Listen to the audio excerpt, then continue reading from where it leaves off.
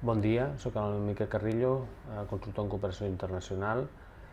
Durant els propers dies, a l'Ajuntament de Viladecans comencem el procés d'elaboració del Pla Director de Cooperació i Justícia Global.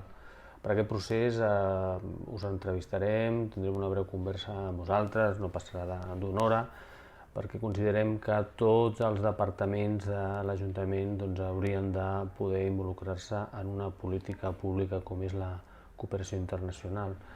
Per un costat, ens interessa molt saber què feu i veure possibles oportunitats que com a departaments, en base a la vostra experiència de gestió, pugueu participar, aportant aquesta experiència, aquest know-how, i per una altra banda, potenciar una transversalització i una coherència el més gran possible de la política de cooperació i que sumiu el projecte de municipi, el projecte polític de govern, no?